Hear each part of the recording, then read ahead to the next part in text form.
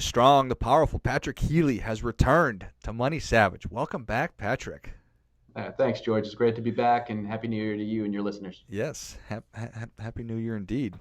Patrick is an MBA. He's a CFP. He's the founder and president of Caliber Financial Partners. He's a frequent contributor to outlets like CNBC and Kiplinger's, many others. Again, excited to have you back on the show.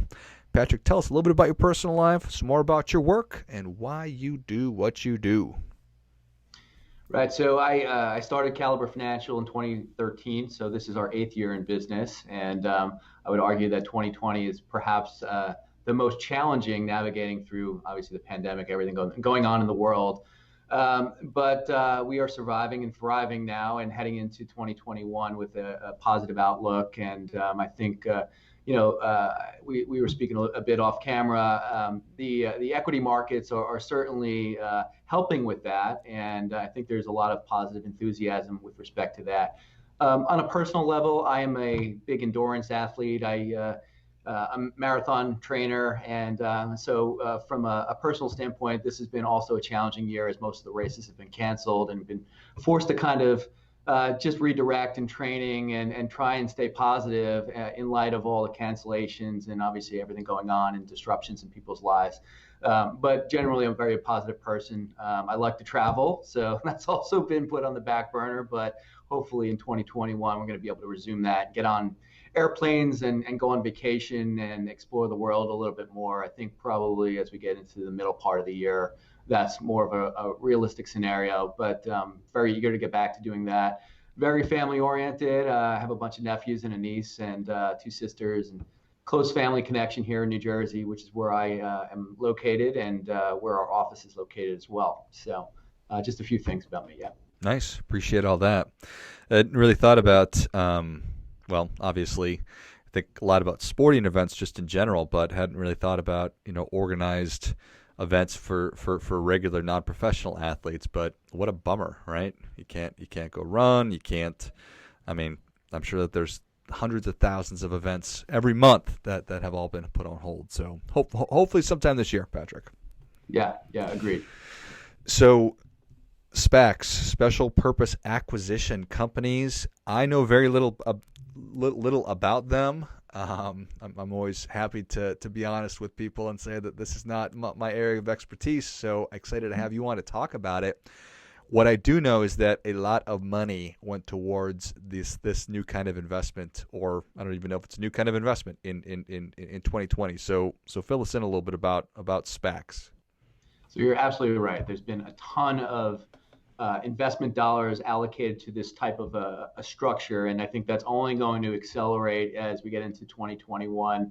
The number of filings with the SEC for new SPACs has really jumped up as we get into January, and 2020 was a pivotal year.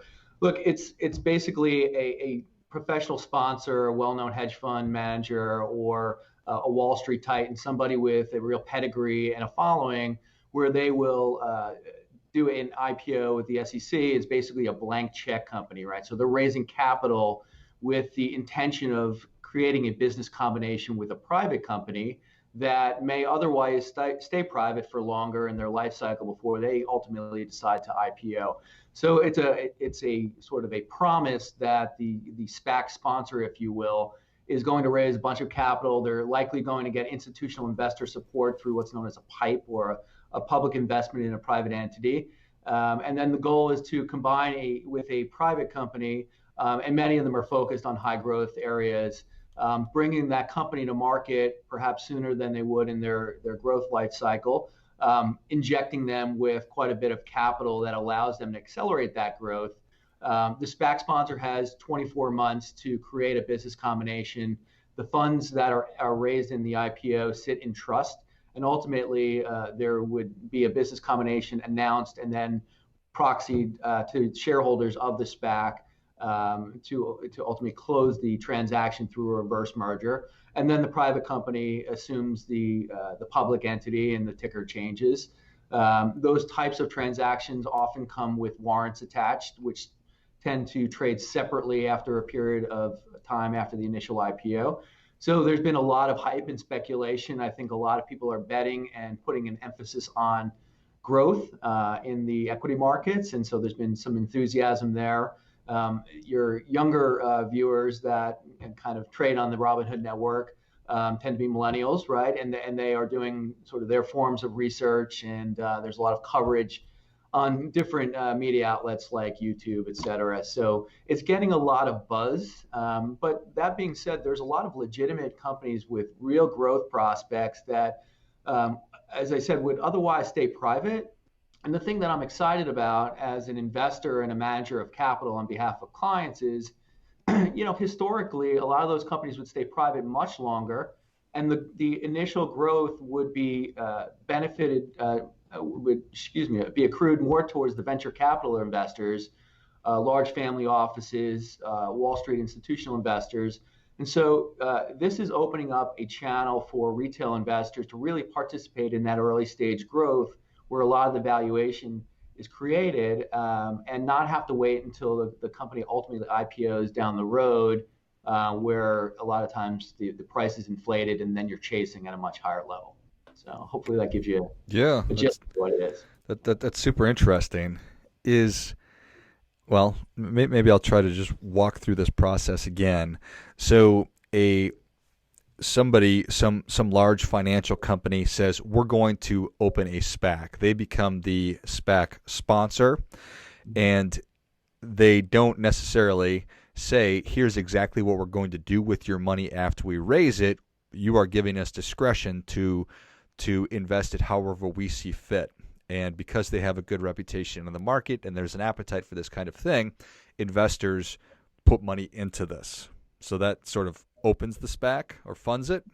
So that's correct, right? So it is an actual IPO, but they're IPOing into a shell company, right? So Okay. if you're going to invest during the IPO or the post-IPO soon thereafter, before a business combination has been identified, then you're really putting your bet on the reputation of the sponsor and their ability to get a deal done.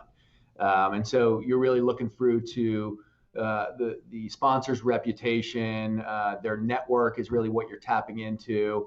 It certainly behooves them to get a deal done because they benefit significantly from a financial standpoint, right? And in most cases, they would be eligible for 20% of the combined company, which can be a lot of money. Sure. I think ultimately there'll be some compression on those deal terms in future SPACs, and you might see that number get cut in half or certainly whittled down, because 20% is a hefty price to pay for sort of combining a merger. And a number of the sponsors are doing series of these, right? So it's not just a one-off SPAC. Some of them who have had early success in 2020 are trying to replicate that and bringing other private companies to market. So there are different stages of where you can invest, right? If you're really confident in the SPAC sponsor and their ability to get a deal done, you might invest during the IPO or soon thereafter. If you're waiting, you wanted to sort of wait until a business combination is announced, then you have a better understanding and more visibility into the type of company that they're trying to bring public. That would be another stage where you can invest, or you can wait until the actual merger gets done. You're going to see the price bounce around, though, depending on where they are in the life cycle of the SPAC. And even after the merger takes place, assuming it gets voted on, you're going to see some volatility there, right? These are early stage companies. There's in some cases, these are pre-revenue companies, so you're really relying on revenue projections. So you really need to do your due diligence. And if you're an inexperienced investor, I would caution you to align yourself with somebody that really knows what they're doing and can structure a portfolio that gives you exposures into different sectors, different SPAC sponsors, et cetera.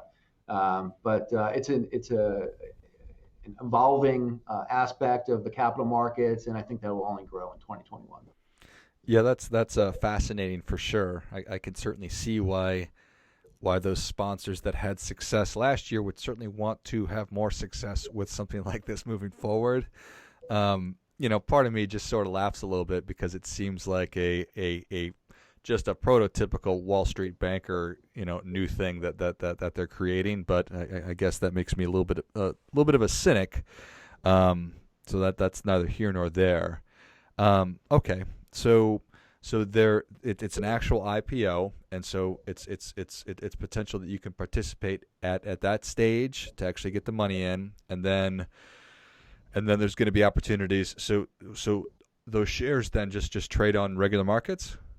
They do, right? And the warrants, once they're detached from the original security, will also trade independently on those regular markets. And so the basic deal terms of a SPAC, most of them IPO in units. So it's the stock, the common stock, and either a fraction of a warrant. They're often done at $10, and then they will trade freely in the market after the IPO.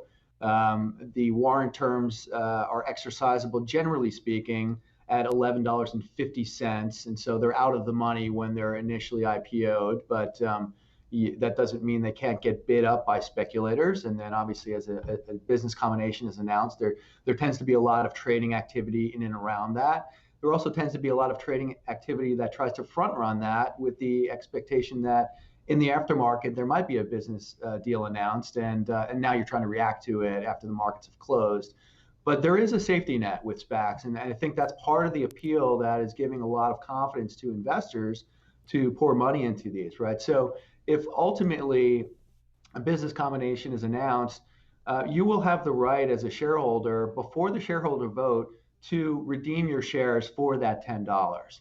So the cash that is raised in the IPO for the SPAC is held in trust. It accrues interest, not a lot of interest because interest rates are virtually zero these days, but it's certainly a positive, and it gives you a free look into what deal they ultimately are looking to combine with. And then if you don't like the deal or the share price is not trading in line with those expectations, you could always redeem your shares for that $10. So if you're getting in soon after the IPO and it's still trading in the 10 or 10.05 or 10.10 range, your downside is pretty limited. Your upside could be exponential. And so I think that aspect of the structure gives people a lot of confidence that if they're getting in at a relatively low price, they have an escape clause, so to speak. Yeah, well, I think that's pretty interesting right there. Okay, so just so I do hopefully sort of put this all the way together. So before the vote, people have the ability. So raise the money. It's trading. The company announces that there's a merger with XYZ Sports Betting, and at that time, then the board members or all the stockholders need to vote to approve that merger. That's correct. The stockholders do. Okay, so all the stockholders do get a vote to approve or deny the merger, and then that gets approved, and so then the SPAC combines with XYZ Sports Betting Company in this example, and that then IPOs again? No. So the IPO is when the SPAC raises capital in the market, right? That's the offering period. Okay. Once the business combination is announced and then a shareholder vote is scheduled, once they pass certain stipulations that the SEC requires, their shareholder vote will take place, assuming it is successful.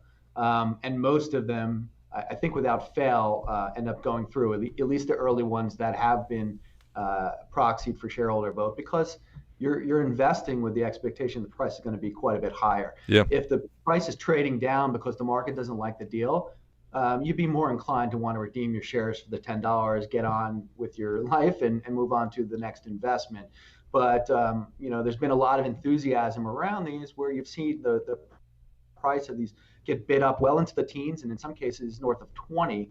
So you'd be a fool to want to vote that down and then just to take your $10 back when the share price has already doubled in some cases. So yes, and then the merger would go through a couple of days after the shareholder vote, assuming it's successful, and then the ticker symbol would change, and then it gets updated in brokerage accounts.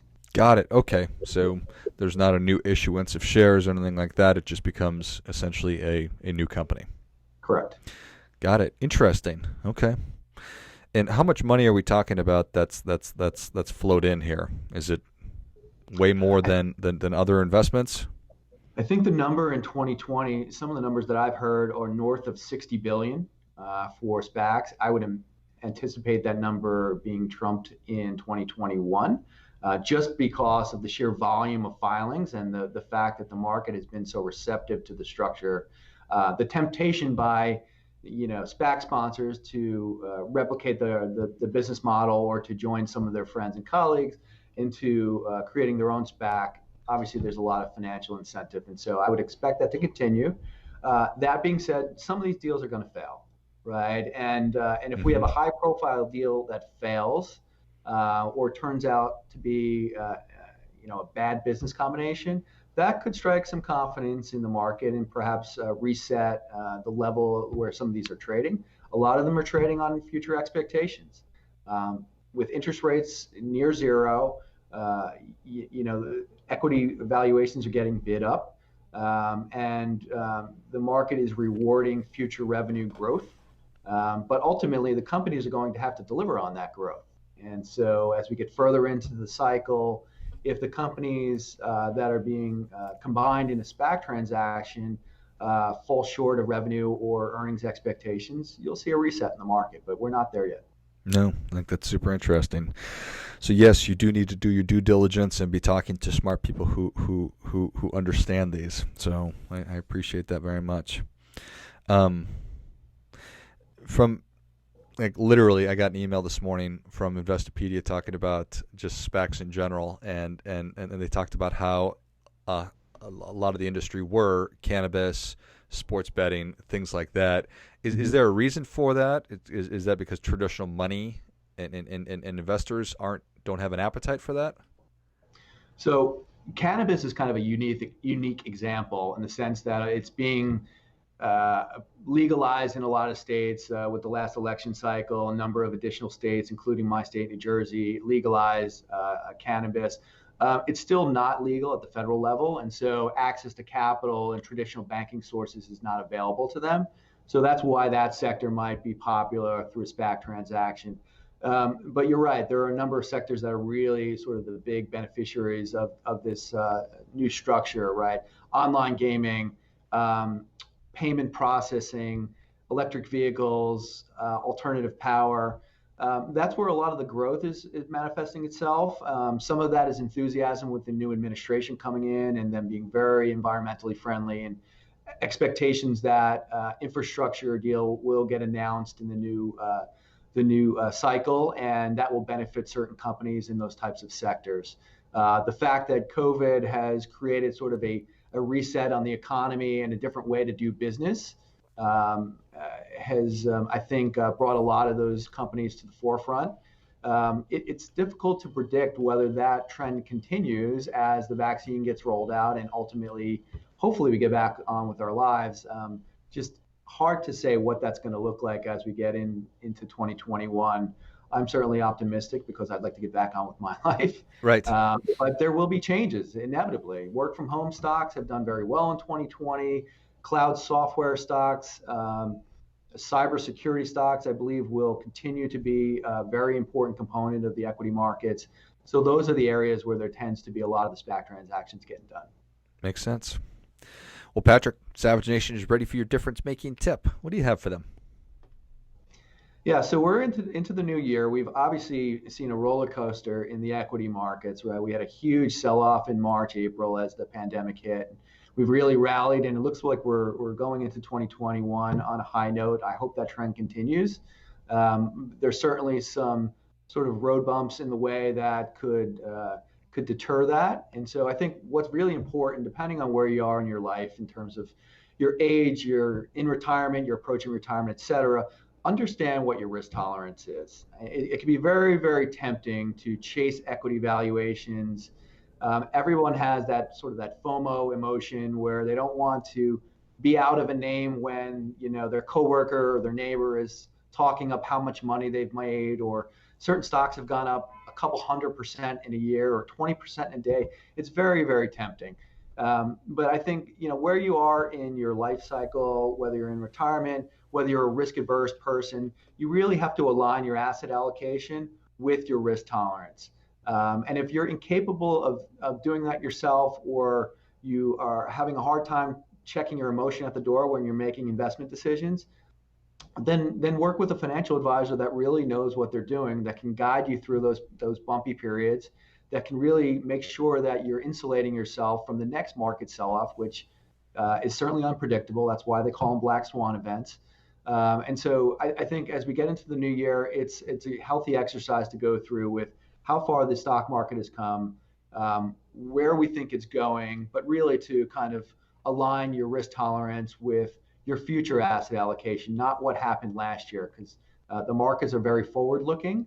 I would be amazed if 2021 was a repeat of 2020. And so I think when you're making investment decisions, you're doing that with a view on where the puck is going, as Wayne Gretzky has said, and align it with your risk tolerance. A lot of people fail in being able to do that because they make decisions governed by their emotions as opposed to sound logic or research. So that's my biggest tip for the day. Well, I think that is great stuff. That definitely gets it. Come on. Patrick, thank you so much for coming back on. Where can Savage Nation learn more about you? Thanks, George. Always a pleasure. And how can people track you down, Patrick? So our website is www.caliberfinancialpartners.com. I am on LinkedIn. You can Google me by my name. We have a Twitter account, Caliber FinPar, and very visible online. So happy to speak with anybody that'd like to do a free evaluation or just talk about how they're positioned going forward into the new year. Love it. Well, Savage Nation, if you enjoyed this as much as I did, show Patrick your appreciation and share today's show with a friend who also appreciates good ideas. Go to caliberfinancialpartners.com. Find Patrick on social media as well. And take advantage of the expertise. Thanks again, Patrick. Thanks, George. Again, Happy New Year. And until next time, keep fighting the good fight as we are all in this together.